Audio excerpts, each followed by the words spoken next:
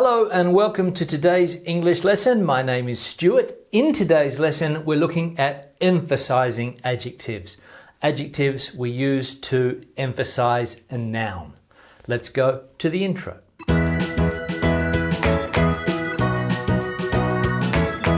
Now, as I said, today's lesson is about emphasizing adjectives, and we use these particular adjectives to show strong feelings. We use them to emphasize our feelings when we're talking, when we are writing, okay?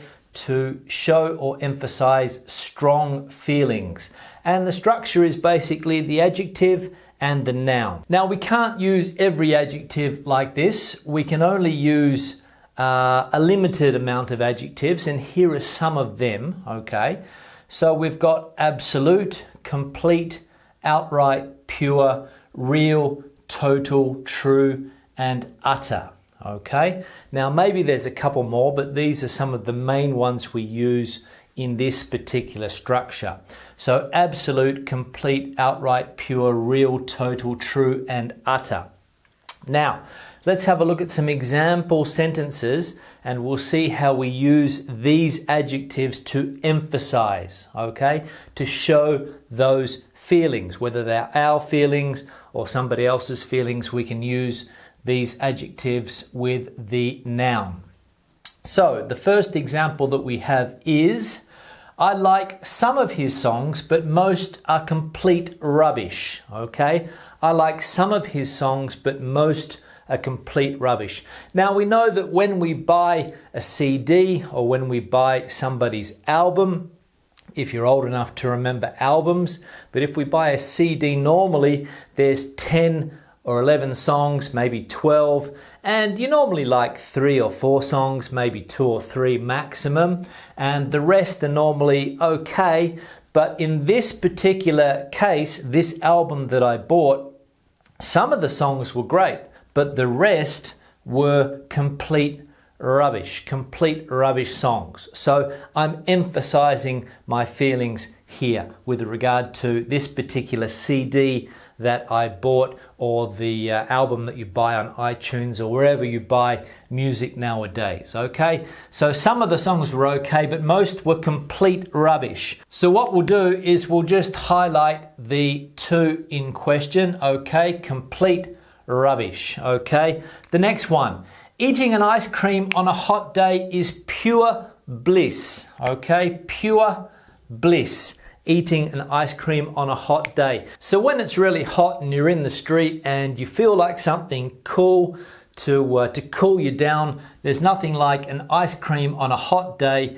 For me, it's pure bliss, okay? Pure bliss. Absolutely fantastic to have an ice cream on a hot day to cool you down, okay? You could also say, for example, a cool drink, a soft drink or something like that. So drinking a soft drink or eating an ice cream on a hot day is pure bliss. The third example, I don't agree with his political views. In fact, I think he speaks utter nonsense, okay? Utter nonsense. So again, utter nonsense, the two here. So we're in a sentence, we're listening to a politician or maybe even a friend of yours who has some fairly strange political views that maybe you don't agree with, and you say that his views are utter nonsense, okay? Utter nonsense. Now, with these adjectives, we can often substitute one for the other. So we could say here complete nonsense, absolute nonsense, utter nonsense, pure nonsense. We can substitute the adjectives fairly freely, okay? So utter nonsense in this sense. Now the next one, many immigrants are treated with outright disdain in some countries. Outright disdain in some countries. It means they don't have respect for immigrants. They don't even acknowledge that immigrants sometimes exist. They don't want to hear their opinions. They don't really want to know anything about immigrants at all. So they're treated with outright disdain in some countries, especially countries where there's a bit of an immigrant crisis, where a lot of immigrants come into the country. People have a fairly negative attitude, and sometimes they're treated with outright disdain or scorn or contempt, okay? In that sense here, many immigrants, unfortunately, are treated that way. Now, the next one, Jenny hates John. Jenny hates John, okay? They don't like each other. She thinks he's a total moron. She thinks he's a total moron. Again, we could substitute this one here, total, for complete, utter. You get the idea, okay? We're fairly flexible with these particular adjectives here. As long as they're one of these ones, you can substitute them fairly easily. So Jenny hates John. She thinks he's a total moron, a total idiot, okay? A moron is another word for an idiot. So that's what she thinks about John. She doesn't like him at all. She thinks he's a complete, a total, an absolute idiot or moron in this sense here.